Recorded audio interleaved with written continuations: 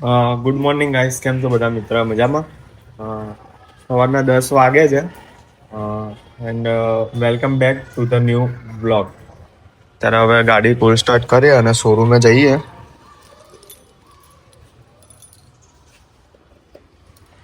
શોરૂમે એવું હોય તો તમને પહોંચીને મળે, ગાડી ફૂલ સ્ટાર્ટ કરી દઈએ છે.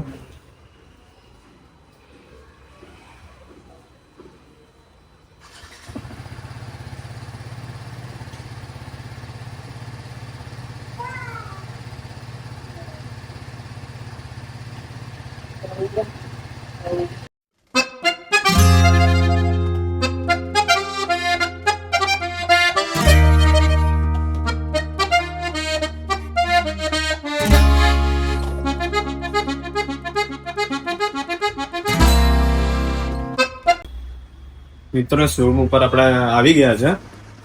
10:30 થાય છે. આપણે બાઇકનું પેલું સ્ક્રીન પ્રોટેક્ટર માટે જવાનું છે. હમણાં અત્યારે જઈશ તો ખુલ્લું નહીં હોય, એટલે એમાં થોડા ટાઈમ પછી જતા આવીએ અને તમને બતાવીએ કે કઈ રીતનું આવે છે. એમાં મળીએ તમે ત્યાં જઈએ એટલે. એન્ડ આપણે બાઇકમાં આપણે સૌથી પહેલા જે તમને બતાવીએ કે આપણે પહેલી બાઇક કઈ લીધી હતી. ફર્સ્ટ બાઇક આપણે છે ને સ્પ્લેન્ડર લીધી હતી સેકન્ડ હેન્ડમાં. પછી 1.5-2 વર્ષ ચલાવી. પછી પલ્સર લીધી હતી 150cc. એ પણ સેકન્ડમાં જ લીધી હતી. એ પણ 1.5 વર્ષ જેવું ચલાવ્યું હશે. અને પછી આપણે KTM RC 200cc લીધી, જે નવું મોડેલ આવે છે ને એ વાળું આપણે લીધું હતું. એ પણ સેકન્ડ હેન્ડમાં જ લીધું હતું, પણ એ 200-300 કિલોમીટર ચાલેલું હતું. એટલે નોર્મલ ચાલેલું, 200-300 પણ નહીં, 100-150 કિલોમીટર ચાલેલું હશે. એ આપણે મોડલ લીધું હતું. પછી એના પછી એ ગાડી RC આપણે વેચી નાખી દીધી અને પછી આપણે પાછી સ્પ્લેન્ડર લીધી હતી. પછી એ સ્પ્લેન્ડર 1.5 વર્ષ ચલાવી હતી.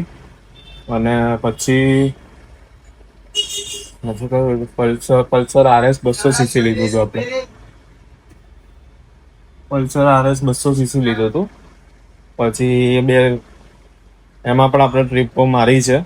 એમાં આપણે બંને KTMમાં અને પલ્સરમાં બંનેમાં મારી છે. આપણે માઉન્ટ આબુ ગયા છે, પાલનપુર ગયા છે, લોંગ રાઈડમાં જઈને આવ્યા છે, સુરત પણ જઈને આવ્યા છે એ બાઇકમાં. હવે આપણે RTR 310cc પણ ગોઠવીએ છીએ. પ્લાનિંગ કરીએ છીએ, જો આ મહિનામાં સેટ થાય તો આ મહિનામાં અથવા નેક્સ્ટ મહિનામાં આપણે જઈશું બહાર ટ્રીપ મારવા. તો મજા આવશે RTRમાં પણ. અને RTRમાં એવી બાઇક છે એટલે ખબર નથી પડતી. આપણે પલ્સરમાં પણ આપણે રાઈડમાં ગયેલા છે માઉન્ટ આબુ, અને KTM RCમાં પણ ગયેલા હતા. RTRમાં પ્લાનિંગ ચાલે છે. જેટલી જલ્દી થાય એટલું 1-2 મહિનામાં જ કરી દઈશું. જે પણ કરવાનું છે, ટ્રીપનું નક્કી કરીએ છીએ, ત્યાં જવાનું છે. બધું જઈશું એટલે તમને મજા આવશે. જોજો બ્લોગ. અત્યારના બ્લોગમાં પણ જે મૂકીએ છીએ એમાં બહુ વ્યૂઝ નથી આવતા, પણ આપણે ડેલી લાઈફ અને જે કામ કરીએ છીએ બધું બતાવીએ છીએ. તો તમે બ્લોગ આખા જુઓ અને બ્લોગને લાઈક, શેર અને સબસ્ક્રાઈબ કરી દેજો ચેનલને. અને બીજું પલ્સર RS 200 લીધી. એના પછી અહીંયા પાછળ ત્યારે આપણે મેમનગર સાઈડ કામ કરતા હતા. ઓસેનિક કરીને શોરૂમ છે TVSનો, ત્યાં કામ કરતા હતા. ત્યાં આપણે પલ્સર RS લીધી હતી. એ 1.5 વર્ષ ચલાવી હશે. 1.5 વર્ષ જેવું એ ગાડી ચલાવી. અને પછી આપણે અહીંયા સાલમ આવ્યા. સાલમ TVSમાં અહીંયા આવ્યા પછી એક્સચેન્જમાં આપણે ગાડી આપી દીધી અને બાકીનો ડિફરન્ટ એમાઉન્ટ આપીને આ ગાડી RTR 310cc લીધી. અને ગાડી એકદમ વસૂલ ગાડી છે. તમારા હાઈવેમાં ને એમાં કોઈ જગ્યાએ પ્રોબ્લેમ આવે એવો છે નહીં. ગાડી રોડને ટચ ટુ ટચ ચાલે છે ગાડી. એમ પિકઅપ પાવરમાં પણ જોવું નથી પડતું. આ જ્યારે આપણે લેવાની હતી ત્યારે આપણે રોયલ એનફિલ્ડમાં પણ કામ કર્યા હતા. રોયલ એનફિલ્ડમાં કામ કર્યું હતું ત્યારે GT 650cc ચલાવી હતી આપણે. એ ચલાવવામાં બધું કમ્પ્લીટ છે, પણ મારા હાઈટ તો બરાબર છે, પણ બોડીના કારણે એ ગાડી થોડી સેટ ના થાય. અને એમાં પણ મેન્ટેનન્સ બહુ હાઈ હોય છે રોયલ એનફિલ્ડમાં. એટલે આપણે પછી એ થોડો પોસ્ટપોન કર્યો કે અત્યારે નથી લેવી ગાડી. અને બીજી ગાડી પણ આપણે જોઈ હતી, KTM 390cc જોઈ હતી, ડ્યુક. એ ગાડી પણ બહુ મસ્ત હતી. અને ડ્યુકમાં કાં તો આમાં એમાં કન્ફ્યુઝન હતું, પછી TVSમાંથી લઈ લીધું હતું. TVSમાં કામ કરીએ છીએ તો પછી સર્વિસ રિગાર્ડિંગ કોઈ પણ પ્રોબ્લેમ આવે, કાં તો કશું પણ કંઈ જોતું હોય એ રેફરન્સમાં હોય, એટલે આપણું કામ જલ્દી થઈ જાય. તમને કાલે એક્સરસાઇઝ બતાવી દઈએ, બધું કરવાનું છે. એન્ડ આપણે શું કહેવાય, તમને સ્ટોરેજનું કહી દઉં. સ્ટોરેજનું જે આપણે ઇસ્યુ આવતો હતો એ આપણે યુટ્યુબમાં ને બધી જગ્યાએ બહુ ચેક કરે, 10-15 વિડીયો જોયા અને એ પ્રમાણે આપણે બધું કર્યું, પણ બહુ કંઈ ફરક નતો આવતો સ્ટોરેજમાં. ફૂલ જ બતાવતા હતા. પછી જોતે આપણે બધું ગોત્યું અને એમાં ફર્સ્ટ તો તમારે છે જે ફોટોઝ હોય એમાં તમારે 50 GB પ્લસ થઈ ગયું હોય તો એ કેવી રીતના કરવાનું. ફોટોઝમાં તમારે જે પણ ટાઈપનો શું કહેવાય, ત્યાં કલેક્શનમાં કે એમાં નીચે જશો ને તો તમારા ફોલ્ડર આવશે, બધા અલગ અલગ ફોલ્ડર બનાવીને હશે નામના, અને તમે જે પણ એપ્લિકેશનો વાપરતો હતો એ બધાના ફોલ્ડર હશે. તો એ બ્લેન્ક ફોલ્ડર હોય ને એ તમારે ડિલીટ કરી દેવાના. જે મેં ડિલીટ કર્યું તો સીધું મારા જે ફોટોઝ 74 GB ફૂલ થયેલું હતું, સીધું 7 GB ઉપર આવી ગયું. એટલે એનાથી બહુ બેનિફિટ થાય છે. એટલે બધા ફોલ્ડરમાં ડિલીટ કર્યા, પછી સફારીની હિસ્ટ્રી ડિલીટ કરી, પછી જે મેસેજ આવે મેસેજમાં 30 દિવસનું કરી દીધું ફિક્સ. 30 દિવસ સુધી મેસેજ રહે પછી ડિલીટ થઈ જશે ઓટોમેટિક. પછી મેલ આઈડી ને એ બધું મેં ક્લિયર કર્યું. પછી મારો સ્ટોરેજ અત્યારે કેટલું GB છે ખાલી, અત્યારે મારી જોડે 75 GB એક્સ્ટ્રા છે યુઝ કરવા માટે. એટલે ખાસો બેનિફિટ થઈ ગયો કે તમારે પણ આવો કંઈ પ્રોબ્લેમ આવે આઈફોનમાં તો તમે કરી શકો છો. અને ફાઇલમાં પણ જે ફોલ્ડર હોય ને એ પણ જે બ્લેન્ક હોય ને એ બધા હોય એમને બનેલા હોય એ બધા ડિલીટ કરી દેજો તો તમારે સ્ટોરેજનો ઇસ્યુ નહીં આવે. તો અત્યારે તો આપણો સ્ટોરેજનો પ્રોબ્લેમ સોલ્વ થઈ ગયો છે. બાકી ચાર્જિંગનો ખાલી ઇસ્યુ છે. હવે પ્રોમાં તો તમારે ચાર્જિંગ જલ્દી ઉતરે જ છે.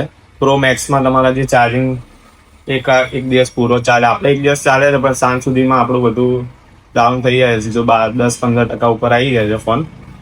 એટલે જોઈશું હવે ફોનનું સેટ થાય તો ફોનનું પણ કરીશું. વાંધો નહીં. તો હમણાં બાઇકનું પેલું સ્પ્રિંગ પ્રોટેક્ટર નખાવા જઈએ એટલે તમને મળીએ. ગોડાઉન ઉપર આપણે આવ્યા છે ગાડી લેવા માટે. એ ટાઈમ મળે તો હમણાં જતા જઈએ છે. અને પાર્લી પણ જવાનું છે. આપણે બુકિંગ છે મોર્નિંગમાં, એટલે અપાચી લાવવાની છે. તો પાર્લી પણ આપણે ગોડાઉન ઉપર જવાનું છે.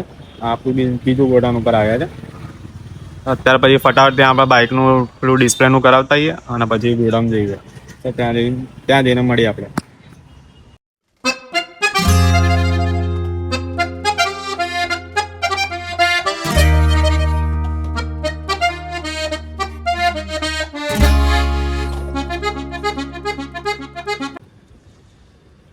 હા, આપણે ઓફિસ ઉપર આવી ગયા છે. પાછું ત્યાંથી શોરૂમ જવાનું છે. 12:30 થાય છે. પેલું કરવા માટે જવાનું હતું પણ એ થયું નહીં. કરાવવા જવાનું હતું પણ ટાઈમ મળ્યો નહીં. અત્યારે ઓફિસ જવાનું આવ્યું છે એટલે ઓફિસે જઈને ત્યાંથી પાછા શોરૂમ જઈશું. એ સેકન્ડ રાઉન્ડમાં આપણે સેટેલાઇટ સાઈડ જવાનું છે. સેટેલાઇટ સાઈડને આપણે અપાચી જે મેં કીધું હતું મોર્નિંગમાં બુકિંગ આવ્યું છે એનું ફાઇનલ કરવાનું છે. એટલે સેટેલાઇટ જઈએ પછી સેટેલાઇટથી આવીશું. જો વચ્ચે ટાઈમ મળે તો જતા આવીશું અને પછી સેટેલાઇટથી આવીએ એટલે પછી જઈશું. વાંધો નહીં. અત્યારે તો અહીંયા ઓફિસનું કામ બતાવીને પછી જઈએ શોરૂમ.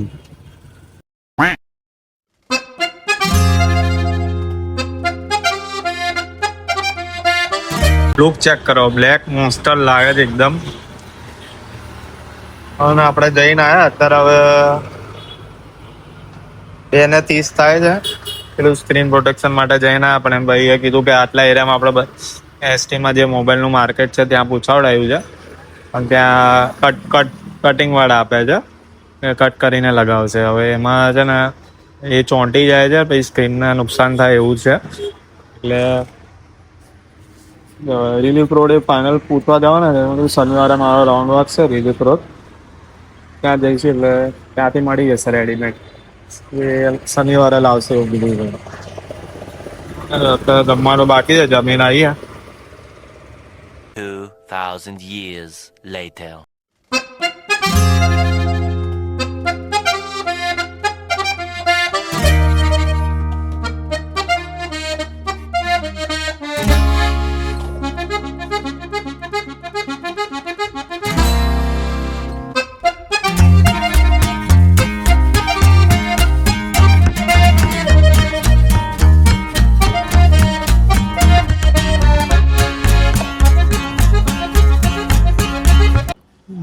10:30 થઈ ગયા હતા.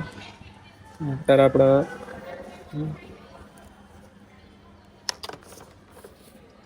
શોરૂમ ઉપરથી આવ્યા છે.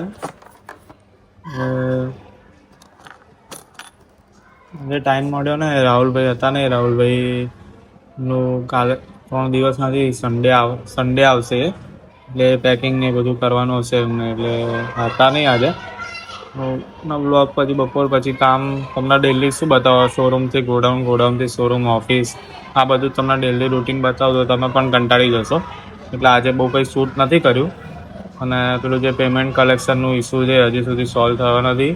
કસ્ટમરનું કંઈ આન્સર નથી. હવે 10 તારીખ સુધી 11મી તારીખ સુધીમાં મારે જે પણ હશે એનું સોલ્યુશન લાવવું પડશે. એટલે એના થોડા ટેન્શનમાં છું.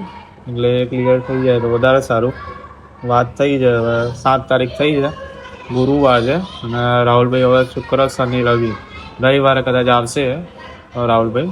એટલે બ્લોગમાં તમને જે પણ પાર્ટ સારો લાગ્યો હોય એમાં લાઇક, શેર અને સબસ્ક્રાઈબ કરી દેજો ચેનલને.